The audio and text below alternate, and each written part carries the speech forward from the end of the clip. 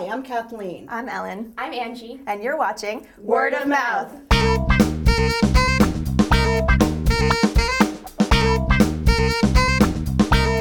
Is it possible even to teach a deaf, blind child half of what an ordinary child learns? Has it ever been done? No, never. But then I thought, when I was going over his reports, he never treated them like ordinary children, more like eggs everyone was afraid would break. What will you try to teach her first? First, last, and in between, language.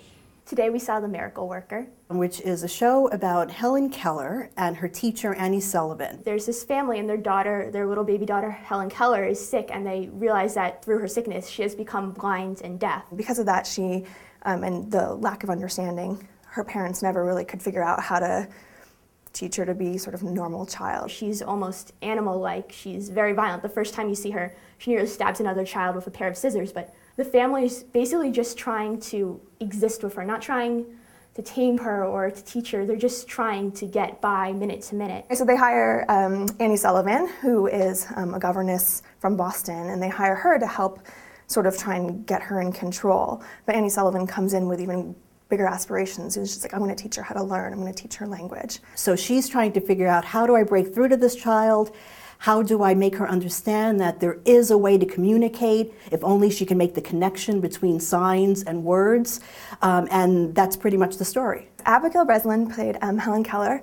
She's probably most well known for her role in Little Miss Sunshine, the movie. For a 13-year-old girl, she was really, really good, especially because this is such a challenging role. Helen Keller has no lines in the entire show. She is just amazing. I mean, she's playing this 10, 11-year-old child who's blind and deaf.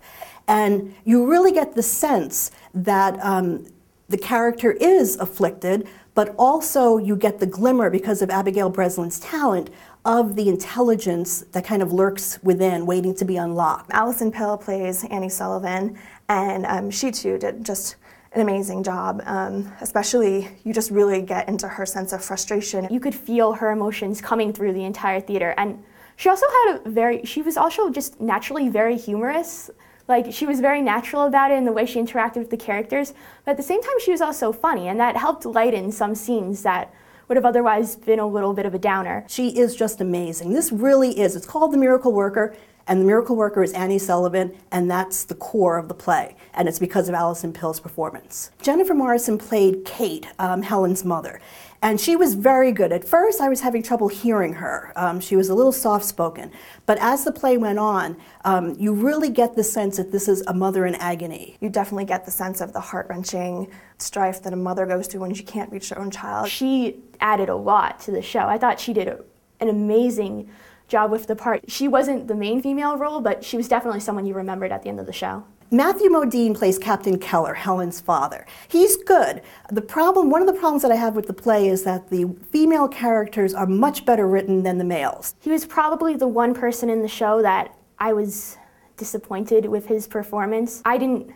feel a lot of emotion from him. His monologues were almost just like he was giving a speech to the audience because now he was supposed to give a speech to the audience. His character, I think of all of them, is like the super cliche character, like, I'm trying to be the man of the house, but really everybody else runs the house kind of character. So he didn't have much to work with, but it's good, and he actually has most of the, I think, semi-comedic moments in there, so you like him. The Miracle Worker is playing at Circle in the Square, which is a theater in the Round. I've seen many productions there, and sometimes the setting works, sometimes it doesn't.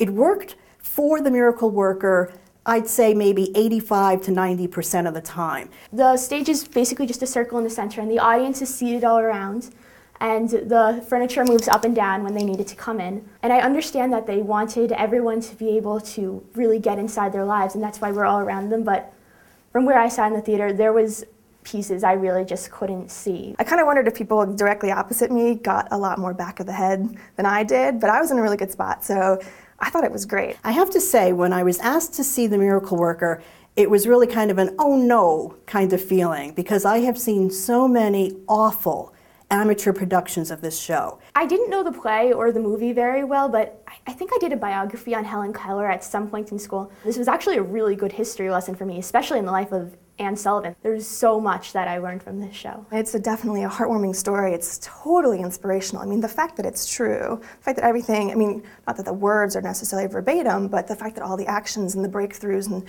what they had to do to reach her, it's just incredible. And I was pleasantly surprised. It was very good to see the show in the hands of talented actors. Definitely would recommend it to women and mothers and daughters and girlfriends going out. I also think it's a good play for families. I would definitely recommend this to my friends. I think they would really enjoy it. I think they would be surprised by a lot of it. I think this is just going a lot deeper than what we might do in our social studies or English classes. It's a good show for everybody. It's especially good for all of those who have seen, really bad productions of this, to kind of clear your mind once and for all and see a really good production of The Miracle Worker. What she needs to learn is that things have names. That words can be her eyes to the world outside her and inside too. What is she without words? With them she can think, have ideas, be reached. There's not a thought or fact in the world that can't be hers.